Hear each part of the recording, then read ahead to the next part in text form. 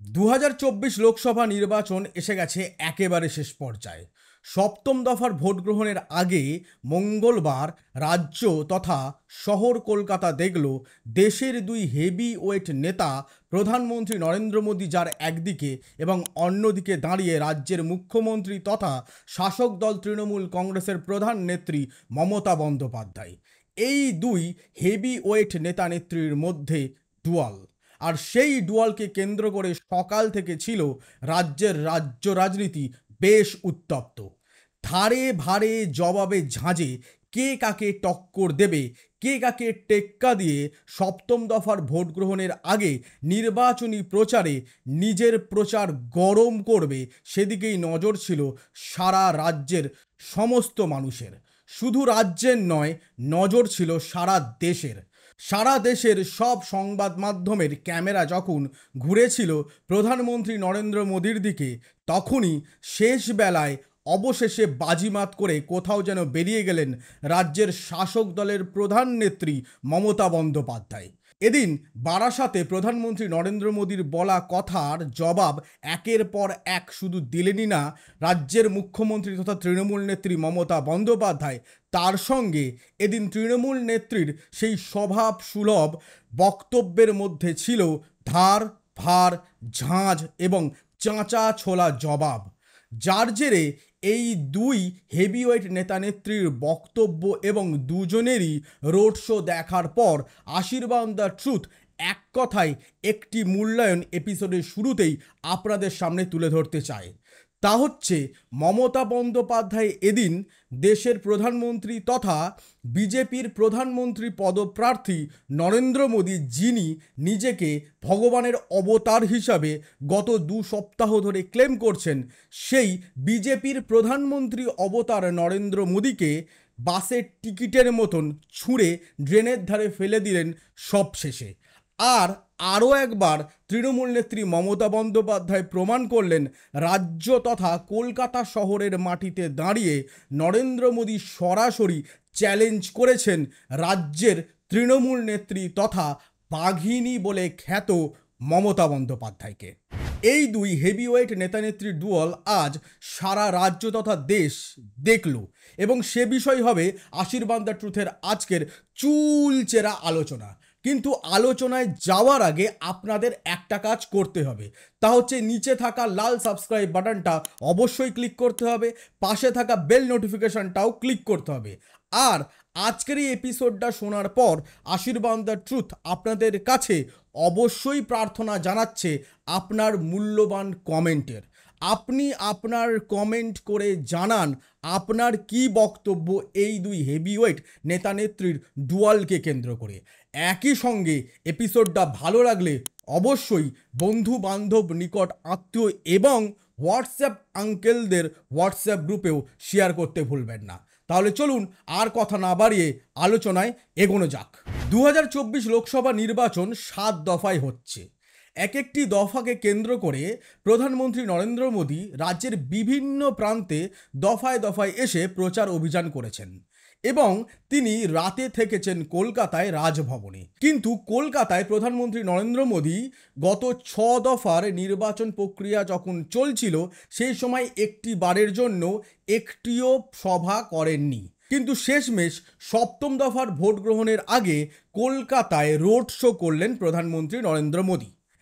আজ বারাসাতে প্রধানমন্ত্রী নরেন্দ্র মোদী এই রোড শোর আগে নিজের নির্বাচনী প্রচার সভা করেন, যেখানে বারাসাত এবং বসিরহাটের বিজেপি প্রার্থীদের হয়ে তিনি নির্বাচনী প্রচার সভায় নিজের বক্তব্য পেশ করেন।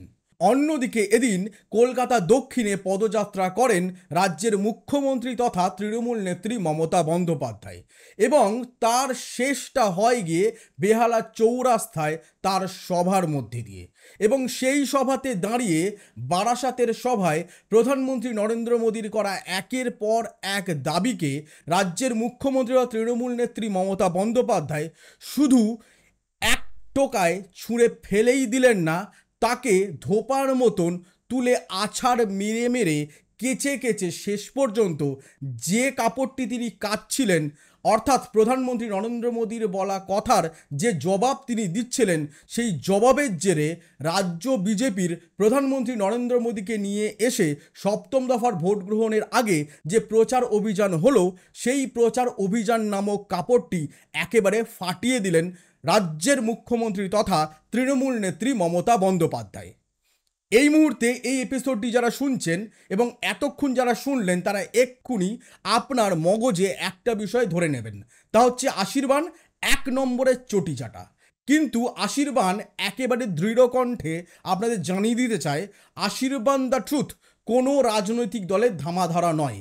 কিন্তু এটাও স্পষ্ট করে বলে দিতে চায় যে আশীর্বাদ দ্য ট্রুথ অবশ্যই বিজেপি এবং বিশেষ করে প্রধানমন্ত্রী নরেন্দ্র মোদীর বিজেপি এবং ব্যক্তি নরেন্দ্র মোদীর বিরুদ্ধে সর্বদাই গলা তুলেছে, সরব থেকেছে আর আগামী দিনেও থাকবে। তাই আজকের এপিসোডটা অবশ্যই প্রধানমন্ত্রী নরেন্দ্র মোদীর বলা আবারও ভুরি ভুরি মিথ্যে কথার জবাব কিভাবে রাজ্যের মুখ্যমন্ত্রী তথা তৃণমূল নেত্রী দিলেন, সে বিষয়েও যেমন আলোচনা হবে, ঠিক তেমনটা আলোচনা হবে রাজ্যের মুখ্যমন্ত্রী মমতা বন্দ্যোপাধ্যায় তথা তৃণমূল নেত্রীর করা বেহালা চৌরাস্তার মোড়ের পথসভার দাবিকে কেন্দ্র করেও। তাহলে চলুন একে একে 2 করি। এবার সরাসরি চলে যাই প্রধানমন্ত্রী নরেন্দ্র মোদীর বারাসাতের সভায়। আজকের সভায় প্রধানমন্ত্রী নরেন্দ্র মোদী নিজের বক্তব্যের শুরুতেই তিনি করলেন চূড়ান্ত মিথ্যাচার। তিনি বললেন ঘূর্ণিঝড় রেমালের দিকে সর্বদা নজর রেখে বসেছিল কেন্দ্রীয় সরকার তথা তার নেতৃত্বাধীন বিজেপি সরকার। এই কথা যে কতটা মিথ্যে তা অক্ষরে অক্ষরে এখনই আশীর্বাদ দ্য ট্রুথের এই এপিসোডেই আপনাদের কাছে প্রমাণ করে দিতে চাই। তা হচ্ছে প্রধানমন্ত্রী নরেন্দ্র মোদী এর আগে ক্লেম করেছিলেন যে তার সরকার এবং একই সঙ্গে মণিপুরের সরকার, যে 2 সরকার একযোগে বর্তমানে দেশে ডবল ইঞ্জিন সরকার হিসাবে নরেন্দ্র মোদী বারে বারে প্রচার করেছে এবং তার দল বিজেপিও প্রচার করেছে, সেই মণিপুরের বিজেপি সরকার এবং নরেন্দ্র মোদীর বিজেপির সরকার যারা কেন্দ্রে গত দুটি টার্মে রয়েছে, তারা মণিপুরের 1.5 বছর ধরে চলা জাতিহিংসার দিকেও একইভাবে নাকি নজর রেখে বসেছিলেন। আর তিনি এতটাই নজর রেখে বসেছিলেন এবং তার নজর এতটাই মণিপুরে আটকে গেছিল যে তিনি এবারের লোকসভা নির্বাচনে সাহস দেখালেন না একটি বারের জন্য মণিপুরের মানুষের সামনে দাঁড়াবার। যদিও তার ডানহাত বলে খ্যাত দেশের কেন্দ্রীয় স্বরাষ্ট্রমন্ত্রী অমিত শাহ একবার কোনো রকমে মানে নম করে মণিপুর যাত্রা সারলেও দ্বিতীয়বার যাবেন বলেও সেই সাহসটি আর দেখাননি। কিন্তু এরই মধ্যে দিয়ে একটা বিষয় প্রধানমন্ত্রী নরেন্দ্র মোদী বলেছিলেন, মণিপুরে হওয়া 1.5 বছর ধরে চলা এই জাতিহিংসার দিকে তার তীক্ষ্ণ দৃষ্টি রয়েছে। আর এই নজর এতটাই রইল যে 1.5 বছরে মণিপুর জুড়ে জাতিহিংসার বলি হলেন হাজার হাজার মানুষ, গৃহহীন হলেন লক্ষাধিক মানুষ, শতাধিক নারী নির্যাতিতা হলেন ধর্ষিতা। আর এই সবের জবাব যখন দেওয়ার পালা এলো প্রধানমন্ত্রী নরেন্দ্র মোদীর, তখন তিনি একটি বারের জন্য মণিপুরে যাওয়ার সাহস দেখালেন না। ঠিক সেই একইভাবে প্রধানমন্ত্রী ঘূর্ণিঝড় রেমালের দিকেও নজর রেখে বসেছিলেন। তিনি দাবি করলেন দিল্লি থেকে তিনি সর্বদা এই ঘূর্ণিঝড়ের খবর নিয়েছেন। কিন্তু এখানে রাজ্যের মানুষের কাছে আশীর্বাদ দ্য ট্রুথের তরফে একটা প্রশ্ন। আপনারা দেখেছেন দফায় দফায় গত 13 বছর ধরে কিভাবে 2011 সালে পালাবদলের জেরে তৃণমূল কংগ্রেস ক্ষমতায় আসার পর রাজ্যের মুখ্যমন্ত্রী তথা তৃণমূল নেত্রী মমতা বন্দ্যোপাধ্যায় কিভাবে দফায় দফায় একের পর এক ঘূর্ণিঝড় সামলেছেন। আয়লা থেকে শিক্ষা নিয়ে তৃণমূল নেত্রীর নেতৃত্বাধীন তৃণমূল কংগ্রেস তথা আমাদের রাজ্যের পশ্চিমবঙ্গ সরকার তারপর ঘটা একের পর এক ঘূর্ণিঝড়ে সত্যি অভাবনীয় কাজ করেছে। আর ঠিক 2 দিন আগে রাজ্যের উপকূল ছুঁয়ে যখন ঘূর্ণিঝড় রেমাল বেরিয়ে গেল, সেই সময়ও তৃণমূল নেত্রীর নেতৃত্বাধীন রাজ্য সরকার করল অভূতপূর্ব কাজ। আয়লা থেকে শিক্ষা নিয়ে রেমাল আছড়ে পড়ার আগেই উপকূলবর্তী এলাকা থেকে সরিয়ে নেওয়া হয়েছিল 47 লক্ষ মানুষকে, যার মধ্যে বর্তমানে সিংহভাগই ফিরে গেছেন তাদের বাড়িতে। যদিও গাছ পড়ে এই ঘূর্ণিঝড়ের জেরে আমাদের রাজ্যে 7 জন প্রাণ হারিয়েছেন, যে মৃত্যু অবশ্যই দুঃখজনক।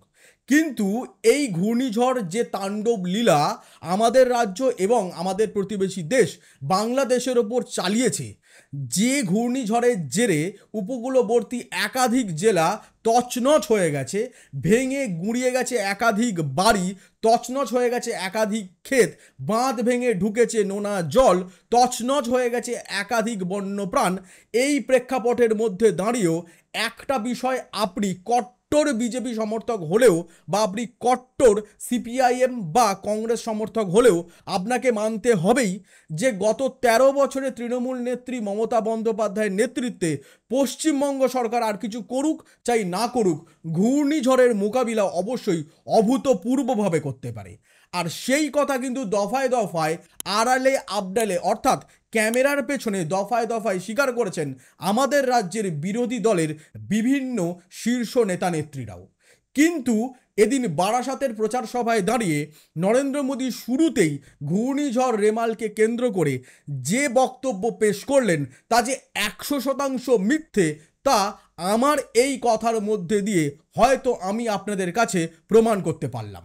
যার জবাব অবশ্যই তৃণমূল নেত্রী বেহালা চৌরাস্তায় দিনের শেষে সন্ধেবেলায় যখন তিনি পথসভা করলেন তার এক একটি পয়েন্ট ধরে ধরে উত্তর দেন এবং সেখানে তিনি এটাও দাবি করলেন যে এনডিআরএফের ফোর্স অবশ্যই এই ঘূর্ণিঝড়ে এসডিআরএফের সঙ্গে কাঁধে কাঁধ মিলিয়ে কাজ করেছে, কিন্তু সেজন্য এনডিআরএফকে রাজ্যের তরফে ৫০% টাকা দিতে হয়। অর্থাৎ বিনে পয়সায় এনডিআরএফ কখনোই কোনো আপাতকালে কোনো রাজ্যকেই সাহায্য করতে আসে না। তাদের খরচের ৫০% চোকাতে হয় যে রাজ্যে তারা যাচ্ছে আপাতকাল মোকাবিলা করতে, সেই রাজ্যের সরকারকে। অর্থাৎ নরেন্দ্র মোদীর বক্তব্যের শুরুতেই ঘূর্ণিঝড় রেমালকে নিয়ে তিনি এর আগের গত ৬ দফা নির্বাচন জুড়ে যে একাধিক প্রচার অভিযানে তিনি যে বুড়ি বুড়ি মিথ্যে কথা বলে চলেছেন, সেই মিথ্যে কথার রেকর্ডই তিনি রাখলেন অক্ষুণ্ণ। এবার আসি নরেন্দ্র মোদীর দুর্নীতির প্রসঙ্গে। বারাসাতের সভায় দাঁড়িয়ে নরেন্দ্র মোদী দাবি করেছেন গত ১০ বছরে তার জামানায় একটিও দুর্নীতি হয়নি। কিন্তু এখান থেকে সবচেয়ে বড় প্রশ্ন যে বিজেপি রাজনৈতিক দলের যে নেতা নেত্রীদের বিরুদ্ধে হাজার হাজার কোটি কোটি টাকা দুর্নীতির অভিযোগ তিনি ঠিক এই লোকসভা নির্বাচনের আগেই হওয়া দেশের বিভিন্ন রাজ্যের বিধানসভা নির্বাচনে গিয়ে সরাসরি দুর্নীতির অভিযোগ তুলেছিলেন, সেই বিজেপি রাজনৈতিক দলেরই দুর্নীতিগ্রস্ত নেতা নেত্রীরা যাদের বিরুদ্ধে হাজার হাজার কোটি টাকার দুর্নীতি তারা বর্তমানে রয়েছেন তাঁরই দলে। অর্থাৎ তিনি যে দাবি করছেন ১০ বছরে একটিও দুর্নীতি হয়নি, তা কিন্তু ১০০%ই মিথ্যে। সবচেয়ে বড় বিষয়, ইলেকটোরাল বন্ড হচ্ছে স্বাধীন ভারতের ইতিহাসে সবচেয়ে বড় স্ক্যাম। সেখান থেকে দাঁড়িয়ে প্রধানমন্ত্রী নরেন্দ্র মোদী যখন বলছেন ১০ বছরে একটিও দুর্নীতি হয়নি, সেখান থেকে বলতে হয় প্রধানমন্ত্রী নরেন্দ্র মোদী আপনি আর কত মিথ্যে কথা বলবেন। ইলেকটোরাল বন্ডের মতন সবচেয়ে বড় স্ক্যাম আর হয়তো সারা ভারত নয়, সারা পৃথিবীর ইতিহাসে কোথাও ঘটেনি। আপনি ইলেকটোরাল বন্ডের নাম করে আপনার দল বিজেপি যেভাবে গত ১০ বছর ধরে হাজার হাজার কোটি টাকার তোলা তুলেছেন, যার মোট অ্যামাউন্ট ৬,০০০ কোটি টাকারও বেশি, সেখান থেকে দাঁড়িয়ে আপনি বলছেন আপনার ১০ বছরে কোনো রকম দুর্নীতি হয়নি। শুধু তাই না, আপনার সরকার যদি এত স্বচ্ছতার প্রতিমূর্তি হতো তাহলে অবশ্যই রাফাল নিয়ে যখন বিরোধীরা দুর্নীতির অভিযোগে সরব হলো তার তদন্ত করাতেন। পেগাসাস নিয়ে যখন দেশ জুড়ে দেশের সমস্ত বিরোধী রাজনৈতিক দল এবং দেশের বুদ্ধিজীবী সমাজ সরব হয়েছিল, তখন তা নিয়েও আপনি তদন্ত করাতেন। কারণ আপনি জানেন যদি রাফাল এবং পেগাসাস নিয়ে তদন্ত হয় তাহলে সেই তদন্তের জেরে আপনার মুখোশ জনগণের সামনে খুলে যাবে। শুধু তাই না, আপনার খাস বন্ধু আদানি, যে আদানি এবং তার সঙ্গে আপনার অপর খাস বন্ধু আম্বানি, এই দুজনের নাম করে আপনি যে কিছুদিন আগেই দাবি করেছিলেন যে এরা টেম্পোয় টাকা ভরে কংগ্রেসের কাছে নিয়ে গেছে, এই দুই খাস বন্ধুর মধ্যে আপনার অন্যতম খাস বন্ধু গৌতম আদানির সংস্থার বিরুদ্ধেই কয়লা ডবল দামে ভারতকে বিক্রি করার অভিযোগ এই মুহূর্তে সারা পৃথিবী জুড়ে অন্যতম একটি চর্চিত বিষয়।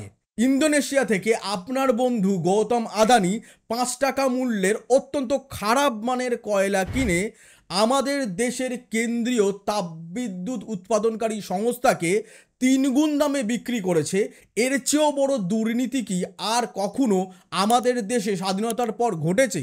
অর্থাৎ প্রধানমন্ত্রী নরেন্দ্র মোদী যে আজকে দাবি করেছেন 10 বছরে তার জমানায় একটিও দুর্নীতি হয়নি, আমার মনে হয় আজকের এই আলোচনার মধ্যে দিয়ে যে কতগুলি দুর্নীতির প্রসঙ্গ এবং প্রশ্ন আপনাদের সামনে তুললাম, তাতে করেই স্পষ্ট হলো প্রধানমন্ত্রী নরেন্দ্র মোদী দ্বিতীয় মিথ্যে কথা কিভাবে বারাসাতের সভায় দাঁড়িয়ে বলেছেন। যদিও এরও পাল্টা জবাব তৃণমূল নেত্রী মমতা বন্দ্যোপাধ্যায় বেহালা চৌরাস্তার সভায় দাঁড়িয়ে দিয়েছেন। তিনি এই একইভাবেই একই প্রসঙ্গগুলি তুলেছেন, পাশাপাশি তিনি সেখানে ইলেকটোরাল বন্ড এবং আদানির কয়লা কেলেঙ্কারিকে বিশেষভাবে হাইলাইট করে সরব হয়েছেন, যাকে কেন্দ্র করে আবারও বলতে হয় দিনের শেষে জবাবে, ধারে, ভারে এবং অবশ্যই ঝাঁঝে প্রধানমন্ত্রী নরেন্দ্র মোদীকে বাস থেকে যাত্রী নামার পর যেভাবে পুরানো টিকিট হাতে মুচড়ে ছুঁড়ে ফেলে দেয় রাস্তার ধারে ড্রেনে, ঠিক তেমনটাই তৃণমূল নেত্রী মমতা বন্দ্যোপাধ্যায় বিজেপির প্রধানমন্ত্রী পদপ্রার্থী তথা দেশের বর্তমান প্রধানমন্ত্রী নরেন্দ্র মোদীর বারাসাতের সভার বক্তব্যকে ঠিক সেইভাবেই ছুঁড়ে ফেলে দিয়েছেন ড্রেনের ধারে। এবার আসি প্রধানমন্ত্রী নরেন্দ্র মোদীর সাম্প্রদায়িকতার প্রসঙ্গে। অর্থাৎ প্রধানমন্ত্রী হবার আগে তিনি ছিলেন গুজরাটের 3 দফার মুখ্যমন্ত্রী। তার জমানাতেই 2001 সালে গুজরাট তথা সারা দেশ তথা সারা বিশ্ব প্রত্যক্ষ করেছিল নক্কারজনক, হিংসাত্মক সেই রক্তাক্ত গুজরাট দাঙ্গা। এবং সেখান থেকে জলের মতন স্পষ্ট হয় কিভাবে প্রধানমন্ত্রী নরেন্দ্র মোদীর মধ্যে সাম্প্রদায়িকতা সর্বদাই নৃত্য করে বেড়ায়। আর তার সেই সাম্প্রদায়িকতার কুবচন এবারের লোকসভা নির্বাচনের 6 দফায় হয়ে যাওয়া বিভিন্ন প্রচার অভিযানে দফায় দফায় দেশের জনগণের সামনে উঠে এসছে। মঙ্গলসূত্র হিন্দু মুসলিম, মুসলিমদের সমস্ত প্রপার্টি দিয়ে দেবে কংগ্রেসেরা হিন্দুদের থেকে কেড়ে, মুসলিম লীগের ছাওয়া রয়েছে কংগ্রেসের ম্যানিফেস্টোতে, মাছ, মাংস, গরুর মাংস সহ একাধিক দফায় দফায় সাম্প্রদায়িক উস্কানিমূলক বক্তব্য প্রধানমন্ত্রী নরেন্দ্র মোদী এবারের লোকসভা নির্বাচনের বিভিন্ন জায়গায় প্রচার অভিযানে গিয়ে বলেছেন। আর তাই নরেন্দ্র মোদী নির্বাচনী প্রচারে বক্তব্য রাখবেন এবং সেখানে সাম্প্রদায়িক উস্কানি থাকবে না, সেটা হতে পারে না। আর সেই ঘটনাই ঘটল বারাসাতে এই 7ম দফার ভোট গ্রহণের আগেও। এদিন প্রধানমন্ত্রী নরেন্দ্র মোদী মমতা বন্দ্যোপাধ্যায়ের বলা রামকৃষ্ণ মিশন, ভারত সেবাশ্রম সংঘ এবং ইসকনের সন্ন্যাসীদের, অর্থাৎ কোনো সন্ন্যাসী যেভাবে রাজ্য জুড়ে উস্কানিমূলক মন্তব্য এবং বিজেপিকে ভোট দেওয়ার জন্য প্ররোচনা দিচ্ছেন এবং চাপ দিচ্ছেন বলে মুখ্যমন্ত্রী বা তৃণমূল নেত্রী মমতা বন্দ্যোপাধ্যায় অভিযোগ করেছিলেন, তার জেরে নাকি আমাদের রাজ্য জুড়ে সাধুরা খুব অপমানিত হয়েছেন এবং তার জেরে তারা কলকাতায় নেমেছিলেন খালি পায়ে মিছিলও করতে, যদিও সেই মিছিল দেখতে রাস্তার দুধারে খুব একটা লোক ছিল না। ঠিক যেমনটা আজ প্রধানমন্ত্রী নরেন্দ্র মোদী যখন শ্যামবাজার থেকে বিধান সরণি পর্যন্ত, অর্থাৎ স্বামী বিবেকানন্দের পৈতৃক বাড়ি পর্যন্ত যে রোড শো করেছেন, সেই রোড শোতেও যতক্ষণ রাস্তার দুধারের ছবি দফায় দফায় দেখানো হয়েছে, একটা বিষয় যদি আপনি লাইভে দেখে থাকেন আর যদি লাইভে দেখতে নাও পারেন তাহলে চলে যান বিজেপির ফেসবুকের প্রোফাইলে, সেখানেও সেই রোড শোর ছবি দেখতে পাবেন। দেখবেন রাস্তায় যে প্রচার করা হচ্ছে যে তিল ধরাবার জায়গা নেই, তা কিন্তু বাস্তবে নয়। রাস্তা কিন্তু বেশ ফাঁকাই ছিল দুধার। এবং প্রধানমন্ত্রীর রোড শো দেশের অন্যান্য জায়গায় যেখানে বিজেপি ধারে ভারে ক্ষমতায় খুব ভালো, সেখানে যেমন সফল হয়েছে ঠিক ততটাই অসফল বলতে হয় মমতা বন্দ্যোপাধ্যায়ের পদযাত্রার নিরিখে, ঠিক ততটাই অসফল হয়েছে আজ নরেন্দ্র মোদীর রোড শো। কিন্তু সাম্প্রদায়িকতার উস্কানিমূলক যে বক্তব্যের প্রসঙ্গে আমরা ঢুকেছিলাম, সেই প্রসঙ্গে আসা যাক। নরেন্দ্র মোদী এদিন আবারও সনাতন ধর্ম এবং সাধু সন্ন্যাসীদের অপমান করেছে তৃণমূল নেত্রী মমতা বন্দ্যোপাধ্যায় এই প্রসঙ্গে সরব হন এবং তিনি বলেন যে রাজ্যে বিজেপি ক্ষমতায় আসলে, অর্থাৎ তিনি বলেন ২৬-এর বিধানসভা নির্বাচনের জেরে যদি রাজ্যে বিজেপি ক্ষমতায় আসে তাহলে রামনবমীর পাশাপাশি অন্যান্য ধর্মীয় অনুষ্ঠান যেভাবে পালন হয় সেইভাবেই পালন করা হবে। যদিও এদিন প্রধানমন্ত্রী নরেন্দ্র মোদী একদিকে বসিরহাটের বিজেপি প্রার্থী অর্থাৎ সন্দেশখালীর প্রতিবাদী মুখ, যাকে স্টিং অপারেশনের ফুটেজে, অর্থাৎ যে স্টিং অপারেশনের ফুটেজ তৃণমূল কংগ্রেসের দ্বারা প্রকাশিত করা হয়েছে বলেও বিরোধীদের অভিযোগ, সেই স্টিং অপারেশনের ফুটেজে যার বিরুদ্ধে টাকার বিনিময়ে অভিযোগে সরব হবার অভিযোগ উঠেছে সেই বিজেপি প্রার্থী রেখা পাত্রকে দুর্গার অবতার হিসাবে ব্যাখ্যা করেন। কিন্তু সেই প্রধানমন্ত্রী নরেন্দ্র মোদী রাজ্যে বিজেপি ক্ষমতায় আসলে রামনবমী ঘটা করে পালন হবার কথা বলেন এবং অন্যান্য ধর্মীয় অনুষ্ঠানও ঘটা করে পালন হবার কথা বললেও দুর্গাপুজো, যা এই মুহূর্তে ইউনেস্কোর হেরিটেজ ব্যাচ পেয়েছে, তা সত্ত্বেও সেই দুর্গাপুজো আরও কতটা বড়ভাবে পালন করবে তার দল বিজেপি, সে বিষয়ে তিনি কিন্তু একটিও মন্তব্য করেননি। কারণ নরেন্দ্র মোদীর বারাসাতের সভায় এদিন এই প্রসঙ্গ উত্থাপন করার অন্যতম লক্ষ্যই ছিল সাম্প্রদায়িক উস্কানি, যা তিনি এই ৭ দফার লোকসভা নির্বাচনের বিভিন্ন জায়গায় প্রচার অভিযানে গিয়ে দফায় দফায় করে আসছেন। এরও জবাব এদিন তৃণমূল নেত্রী বেহালা চৌরাস্তার সভায় দাঁড়িয়ে দিয়েছেন এবং সেই জবাব চাঁচা ছোলা ভাষায় দেবার সময় সরাসরি নরেন্দ্র মোদীকে ২০০১ সালের গুজরাট দাঙ্গার জন্য অন্যতম দায়ী বলেও মন্তব্য করেন। তিনি বলেন ২০০১ সালে যখন গুজরাটে দাঙ্গা হয়েছিল সেই সময় বর্তমান দেশের প্রধানমন্ত্রী নরেন্দ্র মোদীই ছিলেন গুজরাটের মুখ্যমন্ত্রী। অর্থাৎ এর মধ্যে দিয়ে তিনি স্পষ্ট আরও একবার প্রধানমন্ত্রী নরেন্দ্র মোদী এবং তার দল কতটা সাম্প্রদায়িকভাবে দেশ জুড়ে উস্কানিমূলক মন্তব্য এবং উত্তেজনা সৃষ্টি করেছে গত ১০ বছর ধরে, তার চাঁচা ছোলা উত্তরও দিলেন। এবার একেবারে শেষে আসা যাক প্রধানমন্ত্রী নরেন্দ্র মোদীর বলা মহিলাদের সম্মান প্রসঙ্গে। প্রধানমন্ত্রী নরেন্দ্র মোদী এই ৭ দফার নির্বাচনে বিভিন্ন জায়গায় প্রচার অভিযানে গিয়ে মহিলাদের সম্মান নিয়ে বেশ চিন্তিত, কিন্তু তিনি তাঁরই দলের নেতা ব্রিজভূষণ শরণ সিংয়ের বিরুদ্ধে দেশের আন্তর্জাতিক পদক জয়ী মহিলা কুস্তিগিরেদের ওপর তোলা শ্লীলতাহানির অভিযোগ প্রসঙ্গে তাঁর দল কিভাবে এই ব্রিজভূষণ শরণ সিংয়ের বিরুদ্ধে পদক্ষেপ নেবার সময় প্যান্ট ভিজিয়ে ফেলেছিল সে প্রসঙ্গ তিনি একেবারেই বলেন না। শুধু তাই না, তিনি হাতরাসের প্রসঙ্গ সম্পূর্ণ এড়িয়ে চলেন। তার চেয়েও বড় ব্যাপার, গত ১.৫ বছর ধরে যে বিজেপির জমানাতে এবং যে বিজেপির শাসনেই মণিপুর প্রত্যক্ষ করছে জাতিহিংসা, যেখানে শতাধিক মহিলা ধর্ষিতা হয়েছেন, অপমানিত লাঞ্ছিতা হয়েছেন, হাজার হাজার মানুষ প্রাণ হারিয়েছেন, লক্ষাধিক মানুষ গৃহহারা হয়েছে, সেখান থেকে দাঁড়িয়ে নরেন্দ্র মোদী মহিলাদের সম্মান নিয়ে কথা বলেন। তাঁর প্রসঙ্গ হচ্ছে সন্দেশখালীতে মহিলাদের ওপর অত্যাচার হয়েছে এবং সন্দেশখালীর মা বোনেরাই রেখা পাত্রের কাঁধে কাঁধে মিলিয়ে তার জবাব দেবে। কিন্তু এখানে একটা বিষয় এদিন প্রধানমন্ত্রী নরেন্দ্র মোদী স্টিং অপারেশনের ফুটেজের কথাও উল্লেখ করেছে। তিনি এখানে বলেছেন স্টিং অপারেশনে অভিযোগ করা হয়েছে বিজেপি প্রার্থী রেখা পাত্র ২০০০ টাকার বিনিময়ে মিথ্যে অভিযোগ তুলেছেন। অর্থাৎ একটা বিষয় ঠিক, কিছু হোক চাই না হোক, শেষমেশ অন্তত বিজেপির প্রধান নেতা, যিনি নিজেকে দেবতার অংশ, ভগবানের অবতার হিসাবে গত ২ সপ্তাহ ধরে নিজের চাটুকার পা চাটা গদি মিডিয়ার দ্বারা প্রচার করিয়ে চলেছেন, সেই প্রধানমন্ত্রী তথা বিজেপির প্রধানমন্ত্রী পদপ্রার্থী নরেন্দ্র মোদী অন্ততপক্ষে স্টিং অপারেশনের ফুটেজ নিয়ে কথা বলতে শেষমেশ বাধ্য হলেন। এবার আসা যাক স্টিং অপারেশনের ফুটেজ কতটা সত্যি আর কতটা মিথ্যে সেই প্রসঙ্গে। সেই বিষয়টি অবশ্যই যাচাই করে দেখবে কেন্দ্রীয় তদন্ত আধিকারিক দল।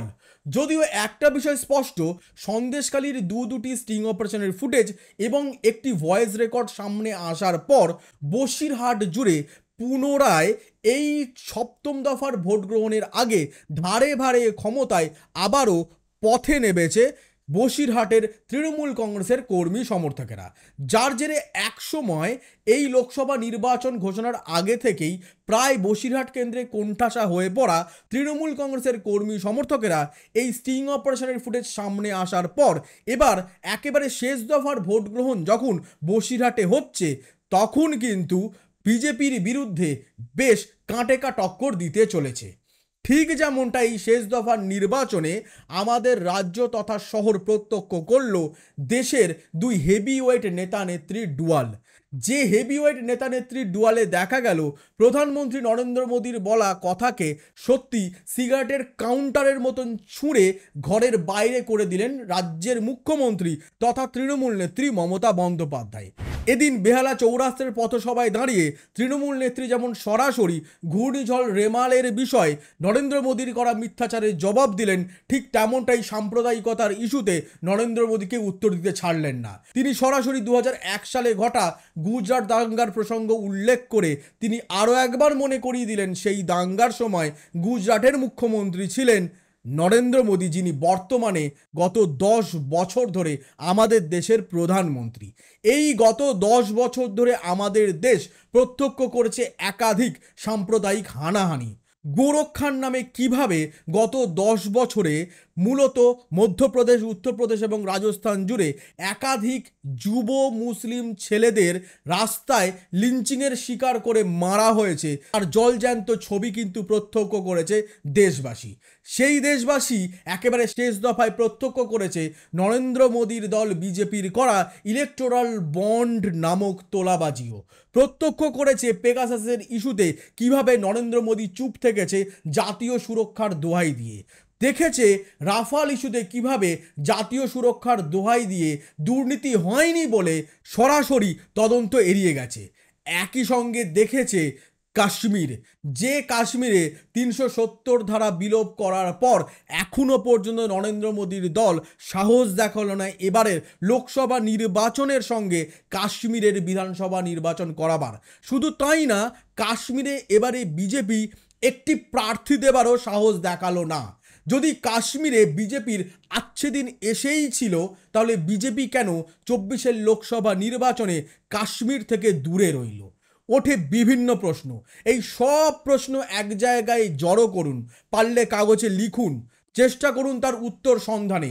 তারপরেই সপ্তম দফায় আমাদের রাজ্যের 9টি কেন্দ্রে যারা ভোট দেবেন তারা বুঝে বিবেচনা করে নিজের মত বন্দি করুন ইভিএমে। আর এই সপ্তম দফার ভোট গ্রহণের দিকে আমাদের নজর থাকবে। নজর রাখুন আপনি, আপনারাও। আর ততক্ষণ সঙ্গে থাকুন, দেখতে থাকুন আশীর্বাদ দ্য ট্রুথ। আমি আশীর্বাদ, নমস্কার।